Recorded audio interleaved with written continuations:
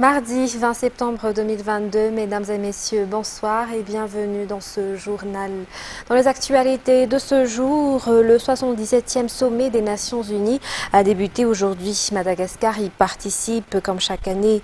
La délégation malagasy menée par le président de la République Andry Rajoelina est à Washington actuellement.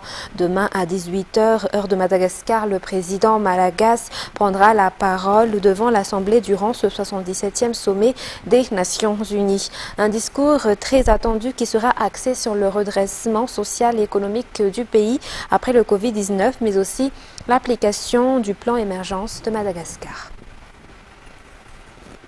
Dans les actualités économiques de ce soir, l'exportation de gemmes et de pierres précieuses reprend à partir de ce jour, annonce le ministre des Mines et des Ressources stratégiques. Un nouveau certificat de conformité est utilisé pour prévenir d'éventuelles fraudes.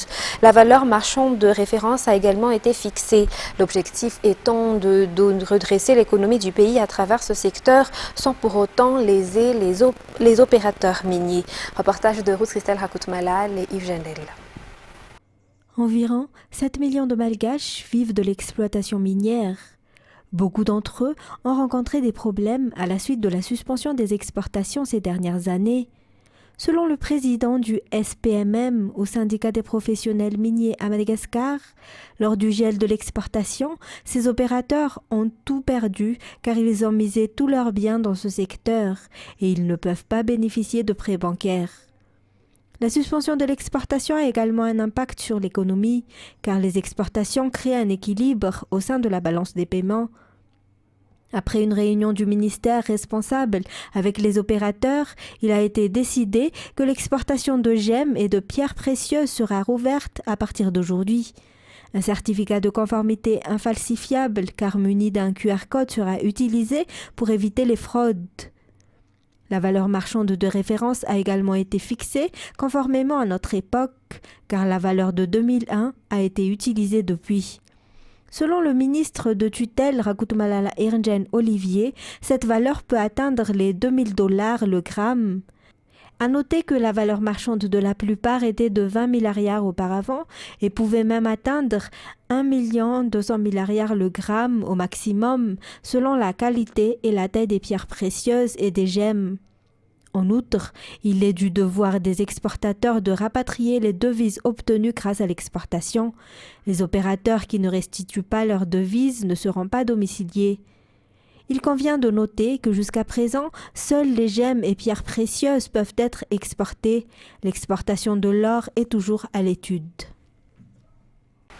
Dans la page faits divers de ce soir, 24 personnes ont été arrêtées par la gendarmerie pour vente et importation de stupéfiants depuis le mois de juin au mois de septembre 2022, selon les informations émanant de la compagnie de Tanaville aujourd'hui. 10 d'entre eux sont des ressortissants étrangers.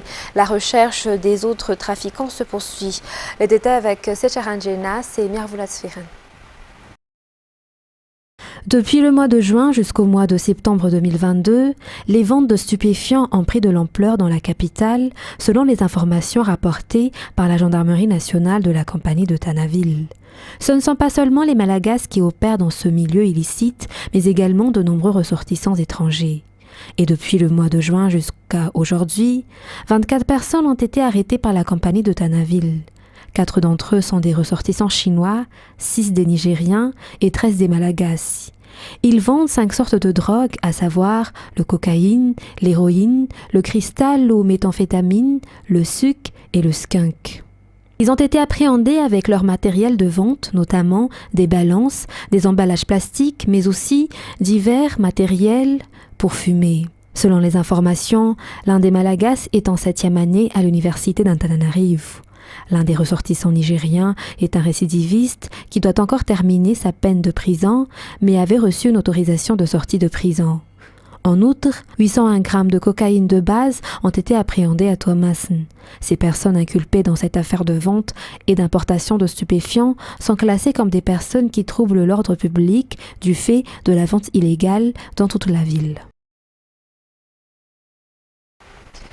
Dans les actualités sociales, il n'existe aucun problème en ce qui concerne l'approvisionnement en médicaments dans tout Madagascar, également dans les centres de santé, et les médicaments restent de qualité. Ce sont les points qui ont été discutés durant la première journée du salon professionnel sur l'approche du marché total pour l'accessibilité et la disponibilité des médicaments et produits de santé de qualité. Salon qui s'est tenu à Anoussi aujourd'hui. Il ne s'agit pas seulement d'une affaire de l'État. En effet, ce dernier coopère avec le secteur privé selon les responsables au sein du ministère de la Santé publique. Reportage d'Amienne Martina et Nzara Ranjiansu. Les secteurs publics et privés se complètent dans la répartition des divers médicaments vers les régions et les districts, surtout dans les communes isolées, difficiles d'accès, selon les explications du directeur général de la prévention sanitaire au sein du ministère de la Santé publique aujourd'hui. Il faut néanmoins assurer l'arrivée des médicaments. Par ailleurs, leurs qualités doivent être toujours priorisées car elles affectent le traitement des patients. Dans cette optique, la prise en charge par l'État des personnes atteintes du paludisme est gratuite grâce à la coopération avec le projet Impact qui est subventionné par le peuple américain. Tous les acteurs dans le domaine de la santé se concertent à travers des événements comme ce salon professionnel sur l'approche du marché total pour l'accessibilité et la disponibilité des médicaments et produits de santé de qualité pour trouver des solutions dans l'approvisionnement en médicaments de qualité de toute la population régulièrement chaque année selon les explications. Ce salon durera 2 jours au parking de l'hôtel Carlton à Anoussi.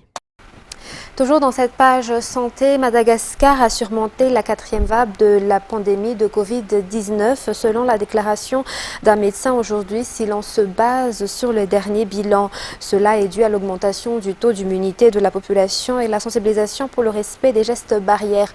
Aussi, la force du virus s'estompe progressivement. Détails avec Cécile Vin et Denison Barnier. Le pays est entré dans la 4e vague de l'épidémie au début du mois de juin 2022, lorsque le nombre de personnes testées positives a commencé à augmenter. Durant ces 3 derniers mois, il y a eu 1441 cas confirmés dans toute l'île et 14 d'entre eux sont décédés, des chiffres qui sont relativement faibles comparés à ceux de l'année dernière. Ce médecin interrogé par nos journalistes estime que ce chiffre ne doit pas connaître une augmentation importante pour les 8 mois à venir. Et s'il n'y a pas de nouveaux variants de la Covid-19, le nombre des nouveaux cas continuera toujours de baisser. Le gouvernement commence également à alléger les mesures sanitaires. Toutefois, les sensibilisations et les services de santé pour la lutte contre la Covid-19 se poursuivent toujours. Un enfant est mort après avoir été mordu par un chien enragé dans le Fukutan d'Andutapénak la semaine dernière. Après cet incident, des mesures ont été prises pour éviter la propagation de la maladie comme la vaccination des chiens et des chats de ce Fukutan. Lors d'une déclaration faite à la presse ce jour, le syndicat des vétérinaires de Madagascar a affirmé l'importance des vaccins contre la rage. Reportage.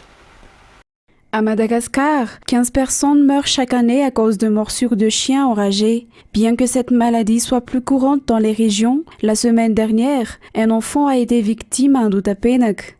Suite à la morsure, les symptômes de la maladie sont apparus, comme la montée rapide de la température.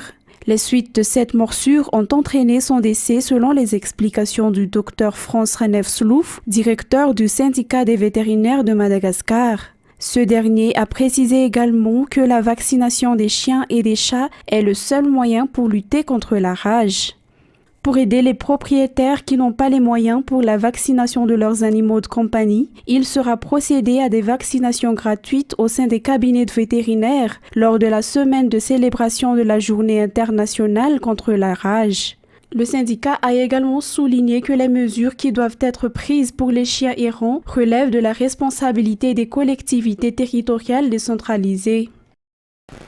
Toujours dans sa page sociale, le ministère de l'Aménagement du territoire et des services fonciers avec ses partenaires finalise la 2e phase des travaux dans le cadre du programme intégré d'assainissement d'Antananarivo PIA. Il procède actuellement à la réception provisoire des travaux durant 4 jours. Parmi les travaux, l'assainissement et la réhabilitation des berges le long du canal Angiatang, notamment du côté d'Nkourndjan, dont la réception provisoire a été effectuée aujourd'hui. Reportage sur les images de Zara Ranjiansu. La deuxième phase des travaux dans le cadre du programme intégré d'assainissement d'Antananarive, ou PIA, comprend le confortement et l'embellissement des berges entre Akanbaok et Nkoronjan, répartis en plusieurs tronçons, la construction de chambres de vannes au PMO à Akanbaok, l'aménagement d'un exutoire supplémentaire sur le secteur des 3 bus d'Akanbaok, la réhabilitation des caniveaux tributaires du canal Anjiantand, l'aménagement de la sortie de l'Ovoïde à Nalankil, mais aussi le curage du canal Anjiantand aval du pont-route du Pape jusqu'à Moudmit sur 3,8 km et l'aménagement d'un site de confinement de boue de curage à Anjalanch. La réception provisoire de ces travaux se tient sur 4 jours et a débuté le 16 septembre dernier. Pour aujourd'hui, il s'agit de la réception provisoire des travaux du côté d'Nkoronjan par le ministère de l'Aménagement du Territoire et des Services fonciers. Rappelons que les travaux de la deuxième phase du programme PIA a débuté en mai 2021. Le montant des travaux est de 24 milliards d'ariars financés par l'Agence française de développement. Plus de 16 446 ménages ont bénéficié de l'amélioration des systèmes d'assainissement et plus de 70% de ménages seront épargnés par les inondations pour le Fukuntan d'Nkoronjan, selon les explications du chef de Fukuntan aujourd'hui. En outre, les travaux ont également permis de diminuer la durée d'évacuation d'eau à 30 minutes pendant la saison des pluies, mais aussi la diminution de la hauteur d'eau pendant la saison des pluies jusqu'à 13 à 25 cm. Il est à noter que le ministère de l'Aménagement du Territoire est le maître d'ouvrage des travaux. Toutefois, des parties prenantes participent au programme comme le MEH, la CUA, la PIPA, la GETIPA ou encore le MEF. Dans les actualités internationales de ce soir, à l'appel du mouvement M62 qui rassemble des organisations de la société civile, plusieurs centaines de personnes ont manifesté pacifiquement dimanche 18 septembre dans les rues de la capitale nigérienne, Niamey, pour protester notamment contre la force anti-djihadiste française Barkhane. France 24. Plusieurs centaines de personnes ont défilé pacifiquement ce dimanche dans les rues de la capitale Niamey avec plusieurs revendications dont la principale était la fin de la présence militaire française au Niger. L'opération Barkhane est présente au Sahel depuis plus de 8 ans maintenant et c'est une présence qui dérange les membres du M62 et ses soutiens. Ces membres du M62, ils ont sillonné la ville de Niamey, les rues de la ville de Niamey ce dimanche jusqu'à prendre place devant le siège de l'Assemblée nationale. Parmi les personnes présentes, plusieurs portaient des pancartes avec des slogans anti-français très durs et des drapeaux russes. Une large partie des personnes présentes reprochent à la France de ne pas lutter du tout contre le terrorisme au Niger ou au Sahel en général, une position aux antipodes de celle du gouvernement nigérien actuel qui a fait de Paris son principal allié face à la dégradation de la situation sécuritaire sur tout son territoire. Nguy Zumba Dama, l'ancien président de l'Assemblée nationale du Gabon, chef de file du parti de l'opposition, les démocrates, a été arrêté samedi 17 septembre lors d'un contrôle douanier alors qu'il revenait du Congo-Brazzaville. Les gendarmes gabonais ont retrouvé dans ses affaires 1,19 milliard de francs CFA, soit 1,5 million d'euros. Une enquête a été ouverte par le parquet. France 24 nous en dit plus. Nguy Zumba Dama entame sa 3e nuit de garde à vue dans les locaux de la Direction générale de recherche à Franceville. Une garde à vue qui pourrait durer encore quelques jours, le temps pour la justice de faire la lumière sur ce dossier. L'ancien président de l'Assemblée nationale, devenu opposant, a été arrêté samedi dernier par les douanes gabonaises alors qu'il revenait du Congo-Brazzaville. Il transportait dans ses valises la somme de 1,190 milliard de francs CFA, soit environ 2 millions d'euros. Plusieurs questions se posent alors. D'où provient cet argent? Avait-il le droit d'en transporter autant entre deux pays de la zone économique d'Afrique centrale? Mais pour le parquet gabonais, l'opposant a commis plusieurs infractions à la loi. Pour avoir refusé de déclarer les 10 fonds et pour n'avoir pas pu justifier leur provenance, un procès verbal de détention irrégulière de fonds réprimé par l'article 470 du Code des douanes et les 10 fonds ont été confisqués. Conformément aux dispositions suscitées, les fonds confisqués ont été reversés au trésor public. S'il est reconnu coupable de détention irrégulière de fonds, Nguy Zumba Dama risque plusieurs mois de prison avec une amende égale au double de la valeur de la somme confisquée, soit près de 4 milliards de francs CFA. Les démocrates, le parti dont Guy Badama est président, prépare une riposte sur le plan politique et judiciaire. Dans un communiqué, les hauts cadres de ce parti dénoncent une scène humiliante après la diffusion sur les réseaux sociaux de l'interpellation de leur leader. Une vidéo devenue virale ce week-end et dont on n'a certainement pas fini de parler ici au Gabon. Le président Macky Sall a nommé son nouveau Premier ministre en la personne d'Amadou Ba, ancien ministre de l'économie et des finances et ancien ministre des Affaires étrangères. C'est un retour aux affaires pour ce proche du chef de l'État sénégalais, mais à un plus grand niveau de responsabilité. Le nouveau gouvernement composé de 38 ministres fait réagir dans les rues de Dakar. France 24. C'est le sujet le plus commenté dans les rues de Dakar ce lundi. Le tout récent gouvernement du Sénégal. 38 ministres sous la houlette de Amadou Ba, un fidèle du président Macky Sall. Les Sénégalais ont des avis partagés sur cette nouvelle équipe. Je suis enthousiaste et j'aimerais bien qu'il y ait des changements dans le bon côté. Je n'ai pas encore vraiment d'opinion sur eux. Ça me semble être surtout très politique comme gouvernement. Là où on attend beaucoup plus le Premier ministre et le gouvernement, c'est vraiment dans la résolution des problèmes des Sénégalais qui souffrent vraiment aussi au quotidien. Une équipe présentée comme un gouvernement de combat qui devra notamment s'attaquer à l'inflation et à l'emploi des jeunes selon les priorités affichées par le président Macky Sall. Pour Oumar Youm, président du groupe parlementaire de la coalition au pouvoir, ces nouveaux ministres sont à la hauteur des défis. Nous sommes dans un temps, dans un autre contexte où il faut rassurer les populations qui sont traversées par une crise sociale, traversées par une attaque sur le pouvoir d'achat, qui sont des chocs exogènes. Je pense que ce gouvernement a bien compris le message sur les urgences sociales. C'est des hommes d'expérience, des hommes d'État. Ils ne seront pas là à tâtonner. Ce remaniement intervient quelques semaines seulement après des législatives qui ont vu l'opposition monter en puissance.